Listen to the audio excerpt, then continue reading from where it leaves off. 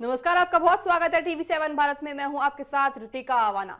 शाम के 5 बजे हैं और मैं हाजिर हूं आपके सामने कुछ ऐसी 5 खबरों को लेकर जो आपके लिए जानना बहुत जरूरी है। देखिए, पहली खबर की ओर रुख करते हैं जो है दिल्ली से। दिल्ली के मालवीय नगर में हुए दर्दनाक होटल हत्याकांड के बाद अब इस मामले में बड़ी राजनीतिक और कानूनी लड़ाई शुरू हो गई है। दरअसल दिल्ली पुलिस ने इस हादसे के मुख्य आरोपी और होटल मालिक लवकेश बजाज को साकेत कोर्ट में पेश किया है, जहां अदालत ने पुलिस की दलीलों को स्वीकार करते हुए आरोपी को 4 दिन की पुलिस कस्टडी में भेज दिया है। सुनवाई के दौरान पुलिस ने अदालत को बताया कि हादसे के तह तक जाने के लिए होटल के दस्तावेजों को और बारीकी से ज्यादा खंगाला जा रहा है। साथ ही आपको बताएं, दूसरी तरफ बचाव पक्ष के वकील ने इस गिरफ्तारी का विरोध करते हुए सुप्रीम कोर्ट के पुराने फैसलों का हवाला दिया है और पुलिस पर एफआईआर की कॉपी व गिरफ्तारी के ठोस आधार न देने का आरोप भी लगा दिया है,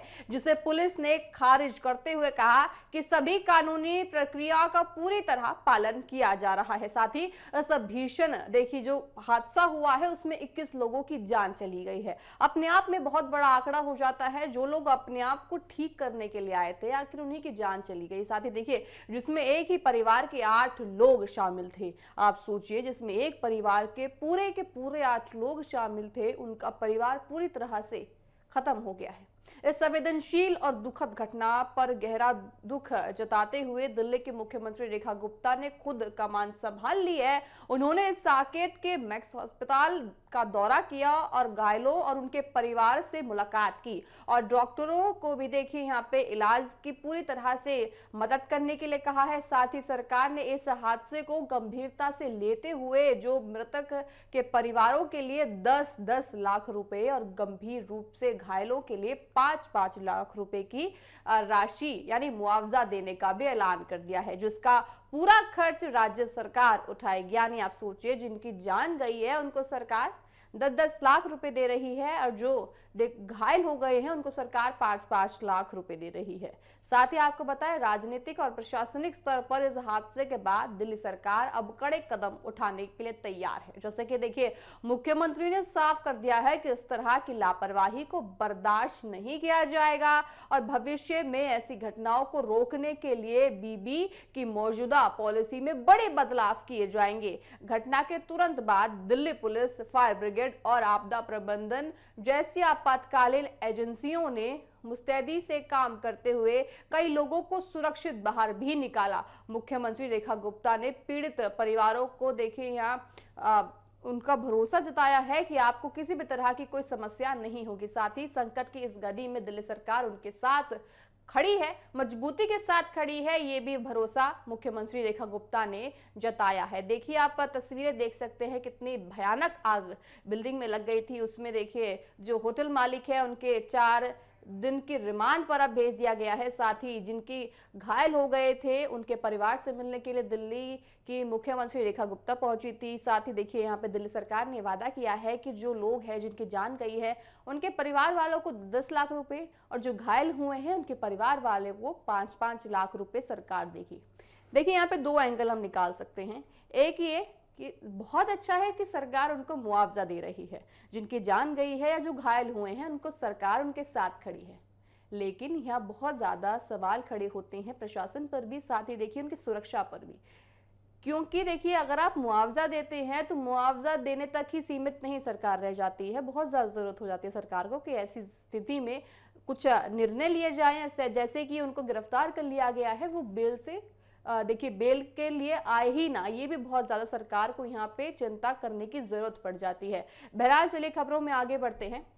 वैश्विक ऊर्जा बाजार में जारी उथल पुथल के बीच भारत और वेनेजुएला के रिश्ते एक नए रणनीति मोड़ पर आ खड़े हो गए हैं। वेनेजुएला की कार्यवाहक राष्ट्रपति ने बुधवार को प्रधानमंत्री नरेंद्र मोदी से मुलाकात की। दोनों नेताओं की ये मुलाकात ऐसे समय हुई है जब भारत अपने ऊर्जा संकट का समाधान खोजने के लिए तेजी से नए विकल्पों की तलाश कर रहा है। माना जा रहा है कि इस यात्रा के दौरान दोनों देशों के बीच कच्चे तेल की सप्लाई को लेकर एक बड़ा ऐतिहासिक समझौता हो सकता है। प्रधानमंत्री से मुलाकात से ठीक पहले विदेश मंत्री एस जयशंकर ने भी उनसे मुलाकात की और सभी तमाम चीजों पर चर्चाएं की। जयशंकर ने भारत वेनेजुएला संबंधों को मजबूत करने में आपको बताए लंबे योगदान की सराहना करते हुए कहा कि प्रधानमंत्री के साथ उनकी ये बातचीत दोनों देशों की बीच ऊर्जा और आर्थिक सहयोग को एक नई ऊंचाइयों पर ले जाएगी।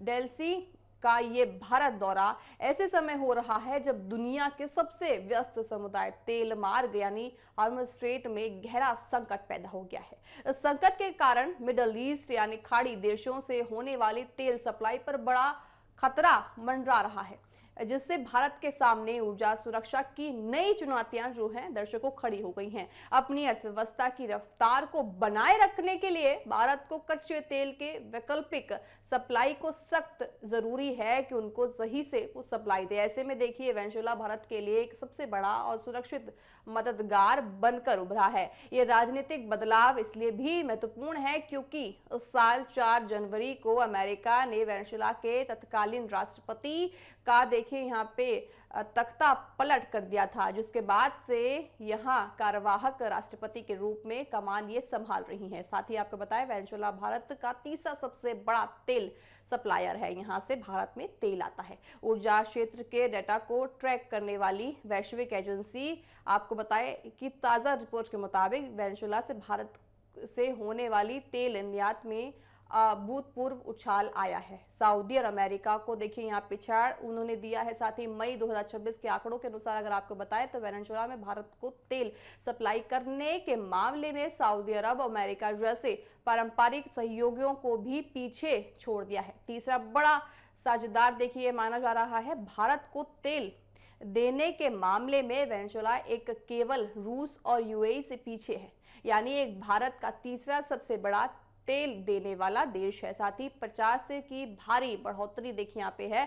अप्रैल के मुकाबले मई महीने में भारत को वेनेजुएला से होने वाली कच्चे तेल की सप्लाई में लगभग 50% का भारी इजाफा दर्ज किया गया है। दरअसल इसी साल जनवरी में आपको बताएं जो तेल के रेट हैं वो नीचे आए थे, उसमें देखिए यहाँ पे बहुत ज़्यादा परेशानी भारत के लिए हो गई है। साथ ही आपको बताएं जिस तरह से खाड़ी देशों में युद्ध छिड़ा हुआ है उसमें तेल की वजह से यहाँ पे भारत में भी उसका नुकसान साफ तौर से आपको देखने को मिल रहा है। अगर हम पेट्रोल डीजल की बात करें तो उसमें भी बहुत ज़्यादा नुकसान यहाँ भारत को देखने को मिल रहा है। अब ऐसे में देखिए जो भारत का तीसरा साथी है जो भारत को तेल देता है, अब वो भारत में मिलने आई हैं, तो ये बड़ा राजनीतिक रूप से अगर देखें तो ये ज़्यादा फायदेमंद यहाँ भारत के लिए होने जा रहा है। तेल संकट के बीच भारत का नया रणनीति दाव ये माना जा रहा है। देखना होगा कि जिस तरह से भारत में आई है अब उसके बाद क्या कुछ भारत में बदलता आने वाले समय में दिखने वाला है। चलिए खबरों में आगे बढ़ते हैं।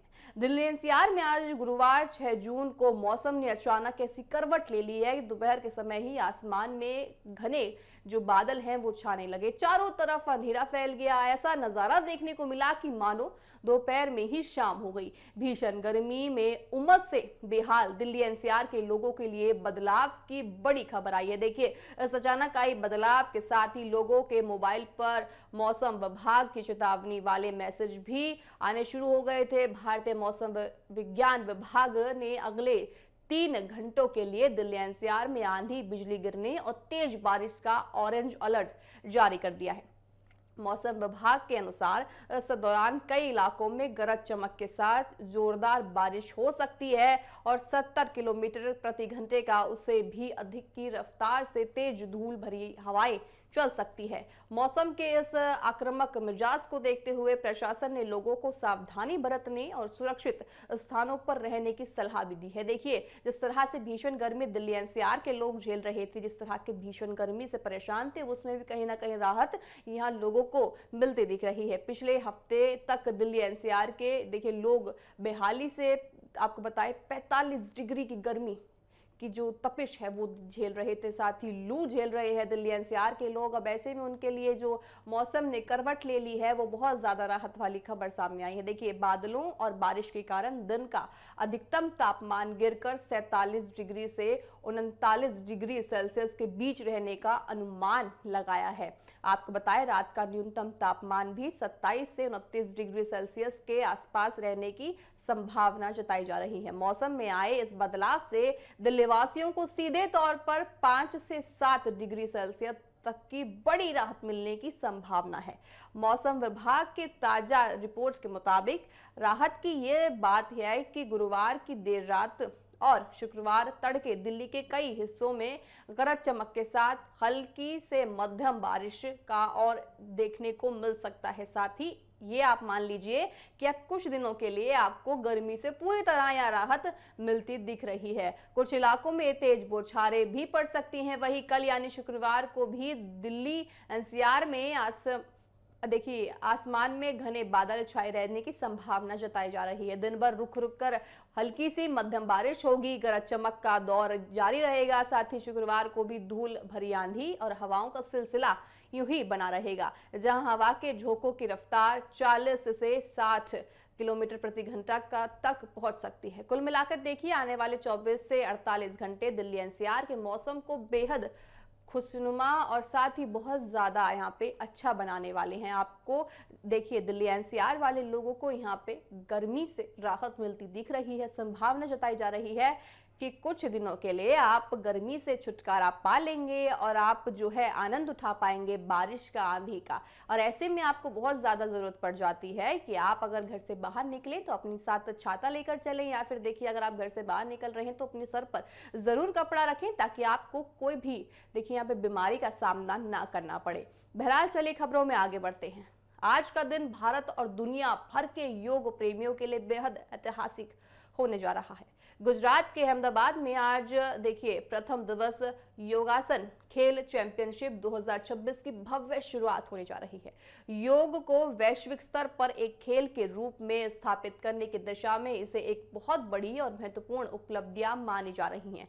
इस अनोखी और पहले विश्व स्तरीय आयोजन को लेकर खुद देश के प्रधानमंत्री नरेंद्र मोदी बेहद उत्साहित दिख रहे हैं और उन्होंने इस पर अपनी खुशी जाहिर करी है। प्रधानमंत्री नरेंद्र मोदी आज शाम को वीडियो कॉन्फ्रेंसिंग यानी तकनीकी माध्यम से चैंपियनशिप की उद्घाटन समारोह में शामिल होंगे।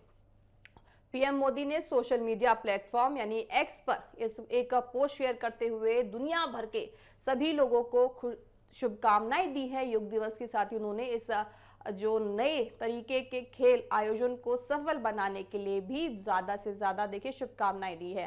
प्रधानमंत्री ने अपने पोस्ट में लिखा कि योग आज पूरी दुनिया में जबरदस्त लोकप्रियता हासिल कर रहा है और ये चैंपियनशिप योगासन को वैश्विक खेल मानचित्र पर एक मजबूत पहचान दिलाएगी। यानी देखिए योग विश्वास भर में जबरदस्त लोकप्रियता हासिल कर रहा है। एक बेहद खास प्रतियोगिता प्रथम विश्व योगासन खेल चैंपियनशिप 2026 अहमदाबाद में शुरू हो रही है। इस मंच ने दुनिया भर के योग प्रेमियों को एक साथ लेकर आई है। ये योगासन के वैश्विक खेल आपको बताएं एक महत्वपूर्ण उपलब्धि के रूप में माना जा रहा है। साथ ही प्रधानमंत्री ने कहा कि मैं भी तकनीकी माध्यम से इस कार्यक्रम में शामिल होने जा रहा हूं।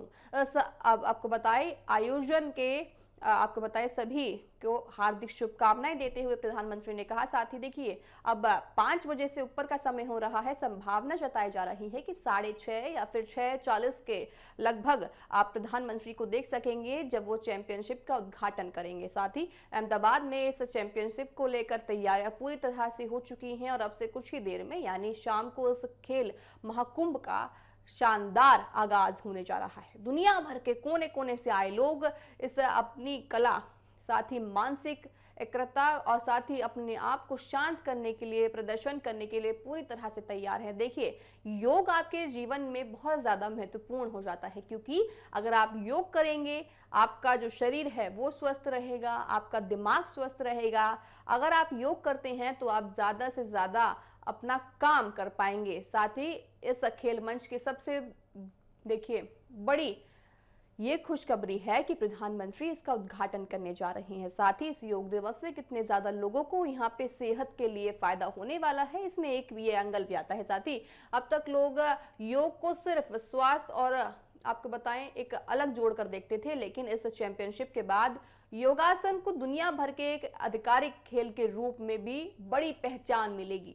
ये पहली बार है जब इतने बड़े पैमाने पर विश्व स्तर की योगासन चैंपियनशिप का आयोजन किया जा रहा है। भारत, जो कि योग की जन्मभूमि है, आपको बताएं, इससे पहले सीजन की मेजबानी कर रहा है, जो हर भारतीय के लिए गर्व की बात हो सकती है।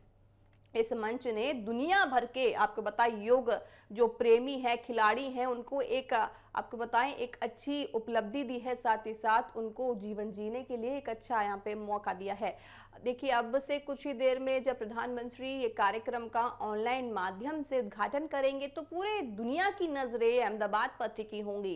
इस चैंपियनशिप से उम्मीद जताई जा रही है कि आने वाले समय में योग नई पीढ़ी और युवाओं के बीच एक बेहतरीन खेल विकल्प के रूप में उभरेगा। सभी, देखिए, खेल प्रेमियों और देशवासियों को इस भव्य शुरुआत का बेसब्री से इंतजार हो रहा है। अब सबकी नजरें उसी पल पर हैं जब प्रधानमंत्री नरेंद्र मोदी इस चैंपियनशिप के उद्घाटन करेंगे और साथ ही साथ जब लोग इस चैंपियनशिप में हिस्सा ले पाएंगे और पूरे हर्षोल्लास के साथ योग दिवस में, देखिए, योग के लिए वो सपोर्ट कर पाएंगे। साथ ही सबकी नजरें हैं जब प्रधानमंत्री मोदी उद्घाटन करेंगे। आपको बताएं, कुछ ही क्षण में, कुछ ही देर में प्रधानमंत्री नरेंद्र मोदी इस चैंपियनशिप का उद्घाटन भी कर देंगे। बहरहाल, चलिए खबरों में आगे बढ़ते हैं और रुख करते हैं बिहार का।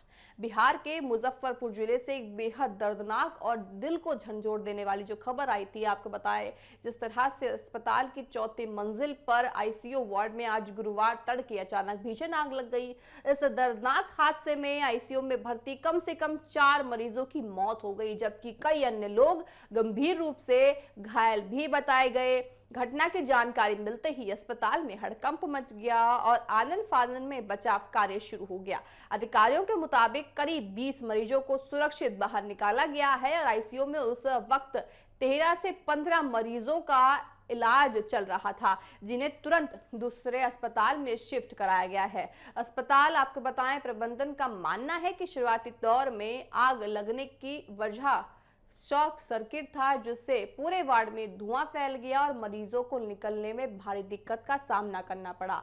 इस भीषण, देखिए, जो घटना हुई है, इसमें राज्य में एक बड़ा राजनीतिक विवाद भी खड़ा कर दिया है। अब आप सोचेंगे कि आखिर इस घटना में राजनीतिक विवाद क्या है, तो बिल्कुल है। देखिए, मुजफ्फरपुर में इतना बड़ा हादसा होने के बावजूद बिहार के स्वास्थ्य मंत्री निशांत कुमार घटनास्थल पर जाने या अस्पताल का दौरा करने के बजाय दर्शकों दोपहर में जनता के, देखिए, जेडीयू के कार्यकारी अध्यक्ष संजय झा के साथ पटना से दिल्ली के लिए रवाना हो गए। आप सोचिए, एक अस्पताल में उन्हीं के प्रदेश के लोग झुलस रहे हैं, दर्द से करा रहे हैं, वो बजाय कि उनके पास जाए, उनका दर्द बांटें या फिर उनसे पूछें कि आपको किसी तरह की समस्या तो नहीं है, उसके बजाय वो दिल्ली रवाना हो गए। तो यहाँ पे बड़े सवाल उनके लिए उठ रहे हैं। दोपहर 12 बजे तक स्वास्थ्य मंत्री की तरह से कोई आधिकारिक प्रतिक्रिया या संवेदनशीलता, देखिए, यहाँ पे नहीं आई है। आरजेडी ने सरकार पर तीखा हमला बोल दिया है। आरजेडी ने सोशल मीडिया प्लेटफॉर्म एक्स पर स्वास्थ्य मंत्री की दिल्ली यात्रा पर सीधा आरोप लगा दिया है। मुजफ्फरपुर में नियमों की अनदेखी कर स्वास्थ्य विभाग की मिलीभगत से चल रहे अवैध अस्पताल में आग लग जाने से कई लोग मारे गए, लेकिन स्वास्थ्य मंत्री की जिम्मेदारी देखिए कि इस दुखद घटना पर बिना जवाबदेही के दिल्ली घूमने निकल पड़े। ना संवेदन, देखिए, ना उन्होंने दर्द व्यक्त किया, ना पीड़ितों से मिलने गए, इस घटनास्थल का दौरा भी नहीं किया और साथ ही क्या ऐसा स्वास्थ्य मंत्री बिहार को चला पाएगा, ये बड़ा सवाल विपक्ष उठा रहा है। मैं आपको बताना चाहूंगी, जो तमाम चीजें आपको बता रही हूँ, ये विपक्ष की ओर से सरकार के लिए है। ये विपक्ष उन पर सवाल उठा रहा है कि जो एक स्वास्थ्य मंत्री पीड़ितों से मिलने भी नहीं, आईसीयू में आप जा रहे हैं, अस्पताल के जो मरीज है उनसे वो मिलने तक नहीं गए, उनके परिवार वालों से मिलने नहीं गए, तो ऐसे में वो बिहार को आखिर क्या स्वस्थ रख पाएंगे, ये विपक्ष का सवाल है। विपक्ष के भारी, देखिए, चौतरफा हमले के और विवाद बढ़ने के बाद स्वास्थ्य मंत्री निशांत कुमार ने दिल्ली से ही सोशल मीडिया पर पोस्ट साझा कर अपनी सफाई भी दी है और हादसे का दुख व्यक्त किया है। ये तो वही है कि जब तक मां रोएगी नहीं, देखी जाए तो वही कहावत हो गई, माफ कीजिएगा, कि जब तक बच्चा रोएगा नहीं, मां दूध नहीं पिलाएगी। देखिए, पहले वो दिल्ली रवाना हो गए, बिना उनके मिले, जो पीड़ित थे उनसे ना मिले, ना उनके परिवार से मिले। जब विपक्ष ने सवाल उठाया कि भैया आप लोगों से मिलने नहीं गए हैं, आप उनसे मिलने नहीं गए जिनके परिवार वालों को यहाँ पे दुख हुआ है, उसके बाद स्वास्थ्य मंत्री ने प्लेन में बैठे बैठे एक्स पर पोस्ट किया कि मैं बहुत ज्यादा दुखी हूं जिनकी भी ये हादसा हुआ है। साथ ही देखिए, जिला प्रशासन को घायलों के सर्वोचित उपचार के निर्देश दिए गए हैं। भरोसा दिलाया है कि इस दुखद घटना की पूरी जांच की जाएगी और जो भी दोषी होगा उसकी जिम्मेदारी तय की जाएगी। दूसरी तरफ बिहार के मुख्यमंत्री सम्राट चौधरी ने भी मुजफ्फरपुर अग्निकांड पर गहरा शोक व्यक्त किया है। सरकार की तरफ से संवेदनशीलता दिखाते हुए मुख्यमंत्री ने इस हादसे में जान गंवाने वाले सभी मृतकों के परिजनों को 4-4 लाख रुपए की मुआवजा देने की घोषणा कर दी है। फिलहाल देखिए, जिला प्रशासन, अस्पताल मिलकर मामले की जांच कर रहे हैं, लेकिन हादसे के वक्त स्वास्थ्य मंत्री की जो तरह से देखिए चीजें आई हैं कि देखिए यहाँ पे अस्पताल में जो मरीज थे उनको कितनी ज्यादा समस्या हो रही थी, लेकिन उसके बावजूद वो उनसे मिलने नहीं गए बिहार के स्वास्थ्य मंत्री, और ऐसे में वो दिल्ली रवाना हो जाते हैं। तो विपक्ष ने उन पे सवाल उठाए कि आप उनके परिवार वालों से नहीं मिले हैं जिनकी जान गई है, या फिर जो घायल हुए हैं आप उनसे मिलने नहीं गए। आप सीधे प्लेन में बैठकर दिल्ली पहुंच जाते हैं, और दिल्ली में जब आप जा रही हैं तो प्लेन में बैठकर आप दुख व्यक्त कर रही हैं एक्स पर लिख के। तो यहाँ विपक्ष लगातार देखिए सरकार पर सवाल उठा रहा है। वैसे में देखने वाली बात होगी कि जिस तरह से 4-4 लाख रुपए मुआवजा देने की बात सरकार की तरफ से की गई है, वो किस तरह से धरातल पर उतरती नजर आएगी। बहरहाल मेरे साथ अभी के लिए इतना ही। आप देखते रहिए TV7 भारत। नमस्कार।